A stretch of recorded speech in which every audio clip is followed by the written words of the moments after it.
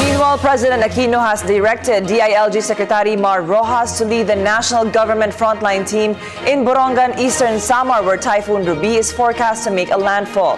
The President tasked Secretary Roxas to ensure that disaster preparations are in place, to monitor the situation and to direct the post-disaster operations. The Chief Executive also directed Defense Secretary Voltaire Gazmin to monitor the situation in the NDRRMC headquarters at Camp Aguinaldo and to manage all information necessary to ensure disaster protocols, preparation, and response are properly and effectively coordinated. Meanwhile, the President called for responsible reporting on Typhoon Ruby. He stressed that the media should come out with the right information on the weather so as not to cause undue panic and fear among the people. More details from Rocky Ignacio. President Aquino orders a proper and effective implementation of government's preparedness on the onslaught of strong Typhoon Ruby. Speaking before the Bulong-Pulungan Annual Open Forum, the President reiterated the importance of factual information to avoid undue fear among residents in areas that might be hit by the typhoon in eastern Visayas. The President said this following reports describing Ruby as Yolanda-like. Thus, allow me to share this example with you. On Tuesday, Secretary Mario Montejo for DOST informed me that Ruby's estimated strength would be somewhere in the neighborhood of about 140 kilometers per hour, bringing with it heavy rains if it makes landfall expectedly on Sunday. Let us remember that now that Yolanda's maximum winds, based on some reports, were pegged at about 300 kph. On Wednesday, one of our major dailies headlined Ruby as Yolanda-like. We all know that the paper had to be printed on Tuesday, and thus the information that the report was based must have come from Tuesday's information. I was concerned with such a statement, and I had to ask Secretary Montejo to confirm this information. And up until yesterday, at the NDRRMC briefing, there was no indication or official analysis predicting that Ruby would be Yolanda-like in strength. At best, if Ruby struck, its strength would be more comparable to Pablo. One has to ask, what was the basis of such speculation? And don't we all agree that in reporting, we must always get the facts right, the angle right, and the news right, if we are to truly inform our people? The Chief Executive encouraged everybody, including members of the media, to be responsible in reporting or releasing information regarding Ruby. President Aquino recognized the importance of media in times of need.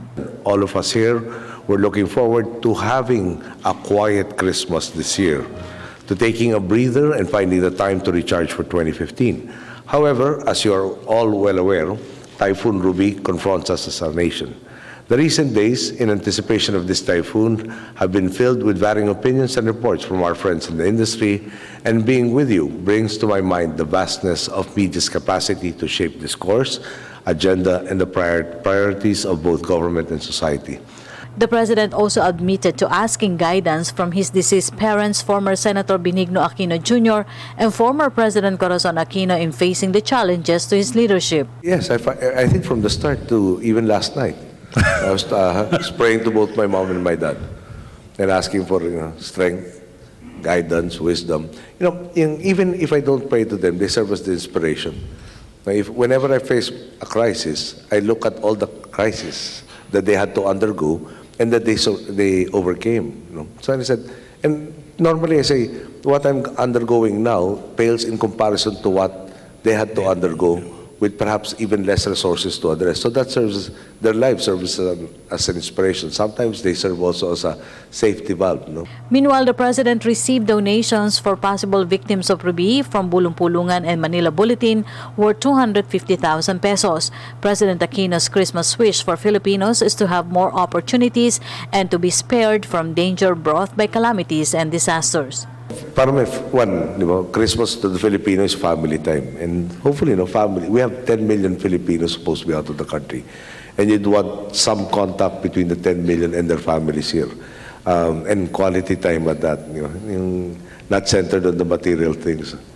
But rather really being able to relish each second that you have to spend with each other. So, the wish really is that we have that peaceful moment where we are not confronted with very severe challenges like last year's, and that we are focused on really just pausing and enjoying something that is so intrinsically part of the Filipino culture, which is having that family time. So if we are able to assist in maximizing that opportunity, then I think that is the central wish. For the People's Television, Rock Ignacio.